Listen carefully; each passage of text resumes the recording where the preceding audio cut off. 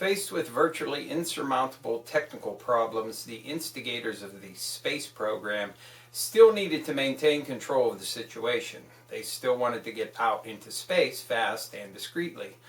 On the one hand, they had to be seen to be carrying out a totally successful project in order to secure funding continuity, while on the other hand, they could get on with the job of pursuing their aims without needing to pay homage to public relations or indeed public opinion. Efficacy was not going to be the neat pictures of daring, debonair astronauts flying through space with the greatest of ease. That's just a little snippet from Dark Moon, Apollo and the Whistleblowers by Mary Bennett and David S. Percy. Hello and welcome to another edition of the Stench of Truth here on YouTube.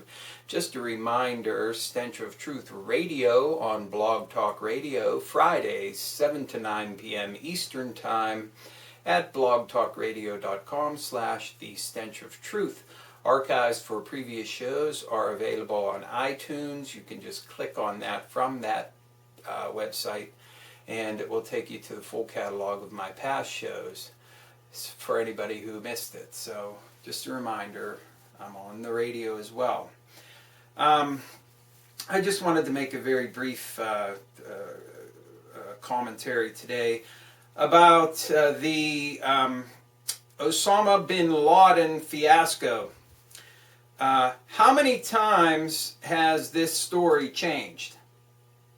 Of how, why, who, and where Osama Bin Laden was killed, supposedly, in Pakistan, in the compound, by special forces that was being watched and then not being watched.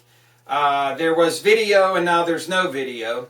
And yet the focus seems to be put plainly on the idea of should pictures be shown or should pictures not be shown? And the real question is, did anything even fucking happen?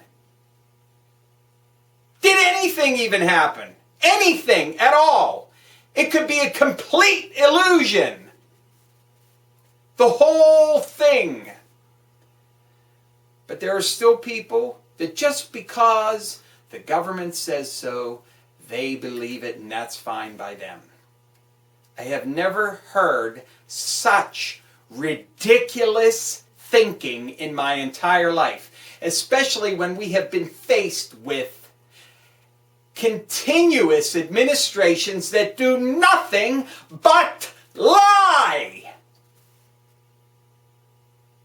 And yet people still have this need and want to believe.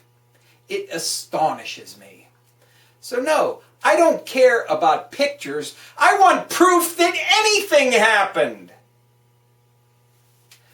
Now, I did mention before about the treasure trove of data that was secured from the supposed Bin Laden compound, or the compound of the Bin Laden impersonator there in Pakistan.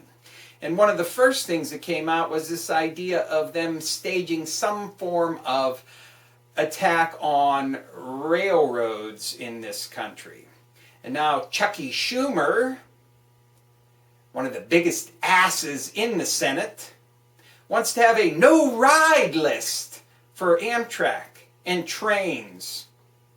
Now, this illustrates exactly what the problem is here with this whole scenario, because now that there is this cache of intelligence that was recovered in the supposed assault on the supposed Bin Laden, this material can be used to further whatever agenda the government seems is most important at the time.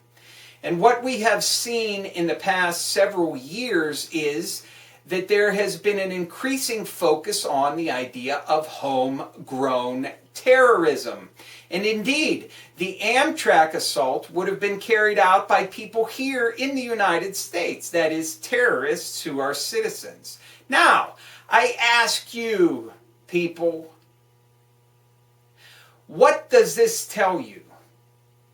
This tells you that there is going to be more encroachment on your civil liberties, more spying on you, more TSA abuses and sexually assaultive pat-downs, and that this is going to be expanded to so-called soft targets. So you're going to have to go through a metal detector before you go into a fucking mall to buy something.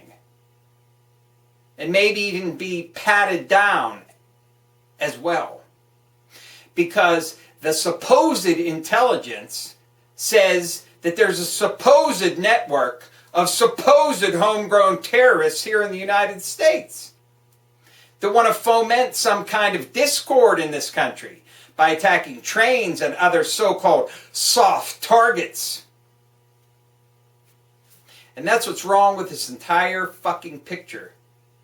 No proof that anything even happened. No proof that any intelligence was gained from any supposed raid.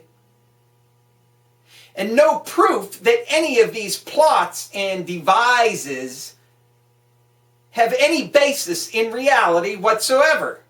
We're just told, so that's the way it is. And then you have assholes like Chucky Shumer coming up with the brilliant idea of no ride lists, just like you have no fly lists that contain 5-year-old girls on the fucking thing. And yet they cannot have their names removed. It's a miracle that you can even find out that you're on the list, because they'll deny it. And if you think that's the only list there is, you better think again. They have lists for everything, and names compiled for everything. And now they're going to have more. Because the focus is going to be right here in this country. Homegrown terror. Fomenting discord in this country, whether through terrorist attacks or through other means. So watch for freedom of speech to go down the tubes next. And anything else that's troublesome to the governing regime. You watch. It's going to happen. Thank you. Good night.